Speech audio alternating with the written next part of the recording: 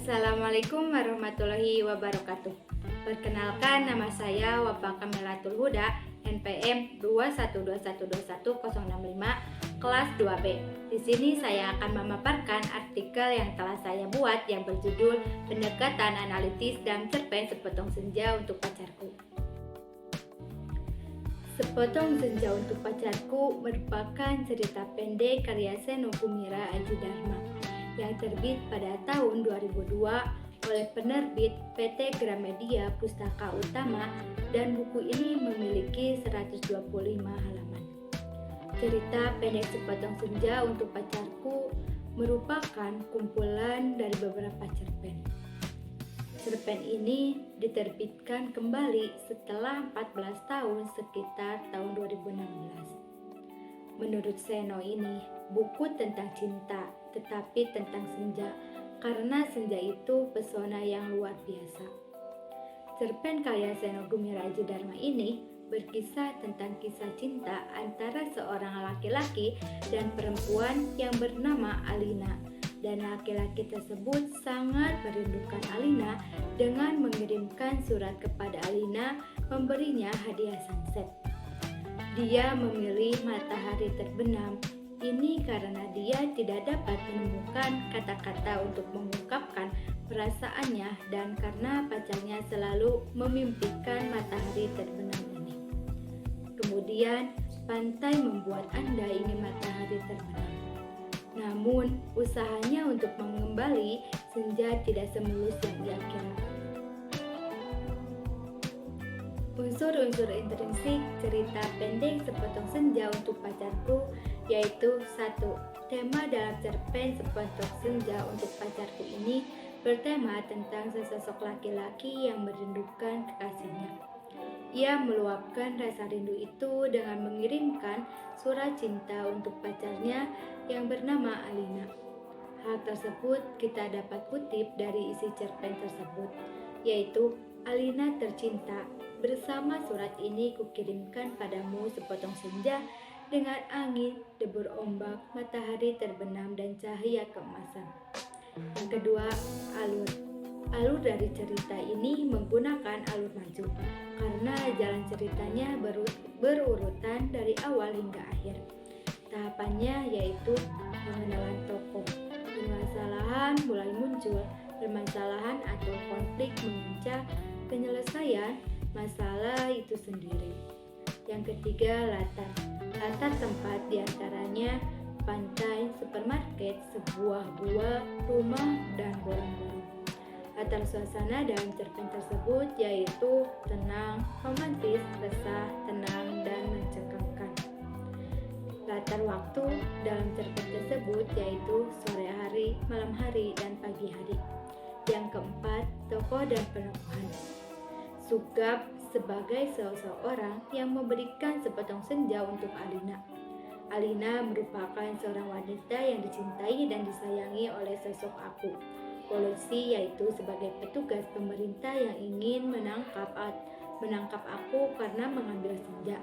Gelandangan, yaitu sebagai seorang anak kecil yang menyelamatkan tokoh Aku dan seseorang yang baik hati. Yang kelima, sudut pandang cerita. Menggambarkan cerita dari sudut pandang orang pertama, karena dalam cerita tersebut tokoh Aku menjadi tokoh utama dalam cerita yang mencoba menggambarkan perjuangannya untuk membuktikan cintanya kepada orang lain. Dalam hal ini tokoh Alina pada kutipan kalimat yang yaitu Alina tercinta, bersama surat ini kukirimkan padamu sepotong senja dengan angin, debur, ombak, matahari terbenam, dan cahaya keemasan. Sore itu aku duduk seorang diri di tepi pantai memandang dunia yang terdiri dari waktu. Yang keenam, gaya bahasa. Gaya bahasa yang terkandung dalam isi cerpen tersebut yaitu menggunakan beberapa gaya bahasa majaz atau bahasa kiasan. Seperti salah satu contohnya terdapat dalam kalimat terimalah sepotong senja itu hanya untukmu dari seseorang yang ingin membahagiakanmu. Awas hati-hati dengan lautan dan matahari itu. Salah satunya cahaya Cahayanya membakar langit dan kalau tumpah airnya bisa membanjiri permukaan bumi. Yang ketujuh, amanat. Untuk mencapai suatu tujuan dan apa yang diinginkan, maka kita harus memperjuangkan dan berusaha keras agar mencapai titik tersebut. Perjuangan yang ketat, ia mengajarkan bahwa perjuangan seperti itu patut dan diteladani dalam hal memperjuangkan yang kita harapkan. Karya ini diterbitkan pada angkatan 2000-an. Angkatan ini sastra sudah muncul karya yang bersifat perubahan, tetapi juga muncul karya-karya yang bernuansa religius. Mereka umumnya menulis dengan ungkapan perasaan dan pikiran tajam dan bebas. Angkatan ini juga pilihan kata diambil dari bahasa sehari-hari yang disebut bahasa umum dan penggunaan estetika baru yang disebut gaya linguistik di mana figur manusia digantikan oleh objek seperti teks. Pada era saat itu sastra sudah berkembang dengan pesat. Salah satu sastra yang mengalami perubahan yang sangat besar adalah sastra angkatan 2000. Pada sastra angkatan 2000 sudah mulai bermunculan pengarang-pengarang wanita di mana mereka sudah mulai berani memberikan ide kreatif dan pendapatnya di dalam sastra. Setelah membaca cerita pendek Sepotong Senja untuk Pacarku ini, terlihat bahwa tujuan malam itu adalah surat cinta. Surat sukap untuk Alina.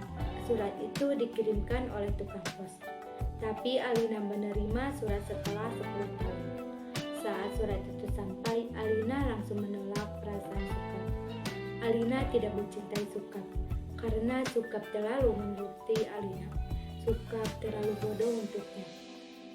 Anda tidak bisa memaksakan perasaan ini, apalagi mengirim surat cinta dengan hanya sedikit perubahan isinya. Berdasarkan cerpen ini, dapat dikatakan bahwa senja juga merupakan kerinduan akan cinta. Karena dalam 10 tahun kekasih baru datang ketika dia tidak lagi mencintainya. Dalam 10 tahun keadaan berubah. Sang kekasih tidak lagi mencintai atau memiliki idola baru. Berdasarkan cerpen tersebut, saya menyimpulkan bahwa kita tidak boleh menaruh harapan pada orang yang tidak menginginkan kita.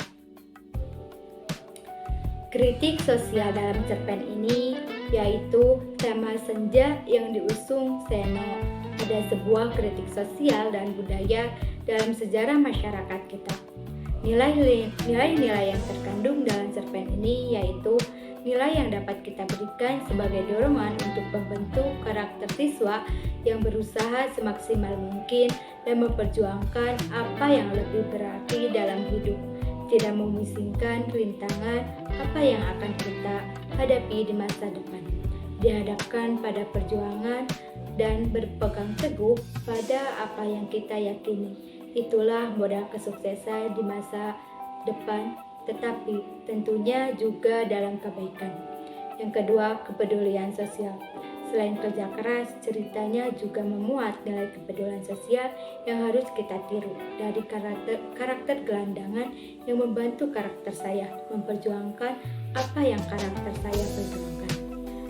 Beberapa orang saat ini hanya membantu dengan hal-hal yang menguntungkan dirinya sendiri, atau dengan kata lain mengharapkan sesuatu dari hasil bantuan tersebut. Dengan mengajarkan dan melatih siswa untuk saling tolong-menolong tanpa mempedulikan keuntungan pribadi, tentunya dapat menjadi modal utama dalam menghasilkan generasi muda yang baik, yang percaya pada kebaikan dan bekerja keras. Maka dapat disimpulkan dari cerita pendek ini merupakan cerita yang berada pada angkatan 2000-an. Cerpen ini tahun terbit cetakan pertama tahun 2000, jumlah halaman 125. Cetakan kedua tahun 2016, jumlah halaman 220. Cerpen ini termasuk periodisasi angkatan 2000. Sekian yang saya dapat paparkan. Mohon maaf apabila ada kesalahan. Wassalamualaikum warahmatullahi wabarakatuh.